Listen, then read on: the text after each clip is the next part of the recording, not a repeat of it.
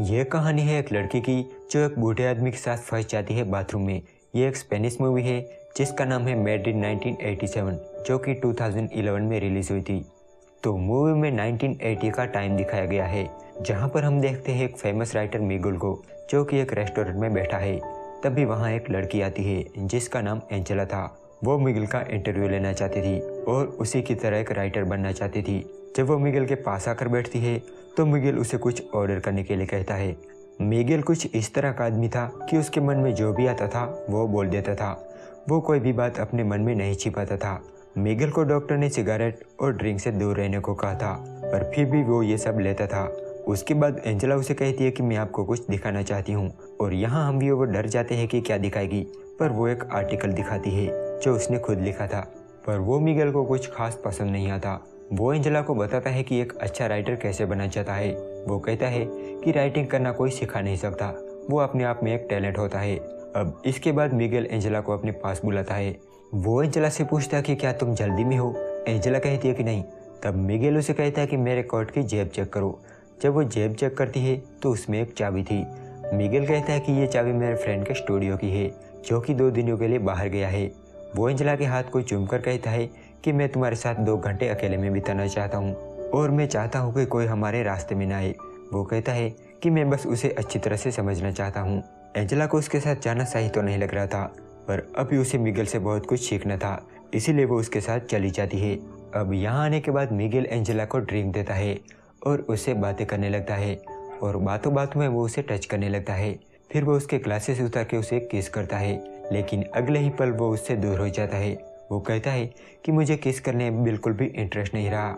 Miguel एक साफ दिल का इंसान था, इसीलिए वो जो जी में आए वो एंजेला के साथ कर रहा था। पर एंजेला इन सबसे हेजिटेट हो रही थी। वो आदमी उसके बाप की उम्र का था। फिर मिगुल बेड पर जाके बैठ जाता है और एंजेला से कहता है कि मैं चाहता हूँ कि तुम अपने कपड़े उतारो। दरअसल मिगुल का मानना था कि एंजेला उसे कुछ सीखने वाली थी, इसलिए उसे भी कुछ मिलना चाहिए। लेकिन एंजेला कहती है कि मैं अपने कपड़े नहीं उतारूंगी।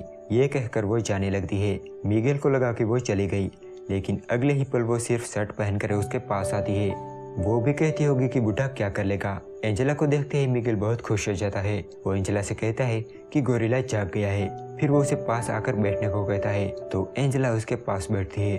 तो मिगुल पेंटिंग कलर से एंजेला की बॉडी पर ड्रॉ करने लगता है। तब एंजेला कहती है कि तुम पागल हो। ये कहकर वो शावर लेने चली जाती है।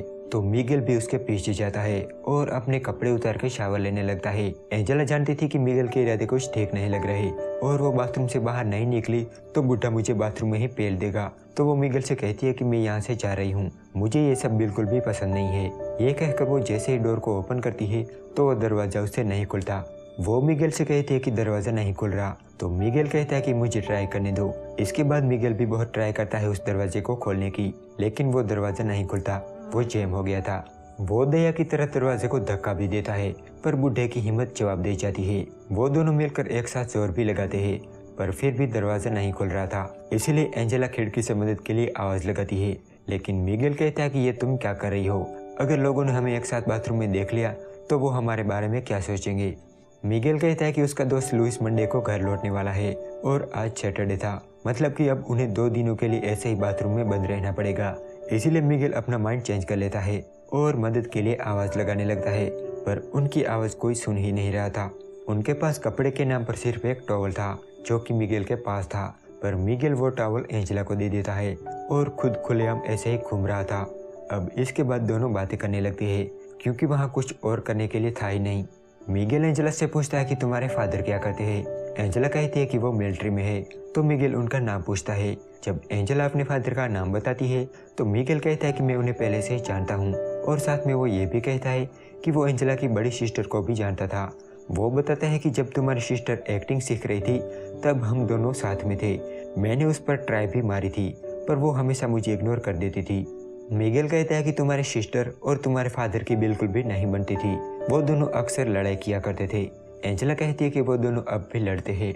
एंजेला कहती है कि मेरी सिस्टर अब बहुत बड़ी एक्ट्रेस बन चुकी है और उसी से मैंने तुम्हारा नंबर लिया था।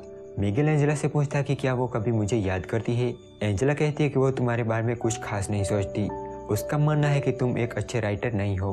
अब ऐसे ही बातों बातों में मिगुल एंजेला के पास आता है और उसे टच करने लगता है, लेकिन एंजेला को यह सब बिल्कुल भी पसंद नहीं आता।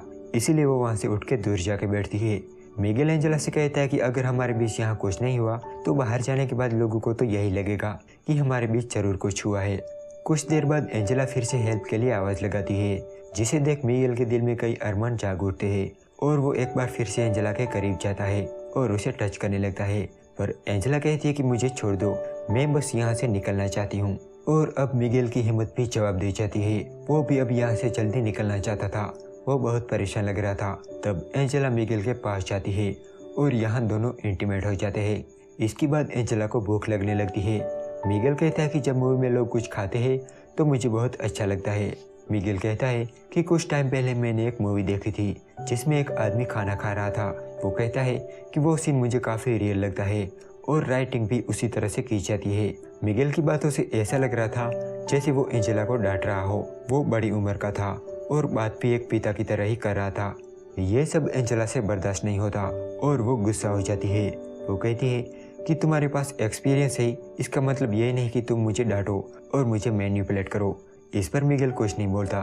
जब एंजेला शांत हो जाती है तब वो फिर से एंजेला को मदद के लिए आवाज़ लगाने को कहता है, लेकिन उनकी आवाज़ कोई भी सुन नहीं रहा था। तब मिगेल कहता है कि क्या तुम एक मूवी देखना चाहोगी। एंजेला पूछती है कि मूवी, और यहाँ कैसे। तब मिगेल उसे एक कहानी सुनाता है, पर वो कहानी मैं आपको बिल्कुल भी नहीं सुनाऊंगा। लेकिन वो कहानी सुनाने के बाद मिगेल एंजेला से कहता है कि हमारे बीच जो भी हुआ उस पर हमें गिल्टी फील तो होगा, पर हमें उस पर अफसोस नहीं करना चाहिए।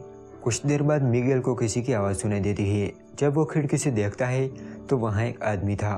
तो मिगेल उस आदमी को अपने दोस्त लुइस को कॉल करने को कहता है। कुछ देर बाद लुइस आता है और दरवाज़ा खोलता है।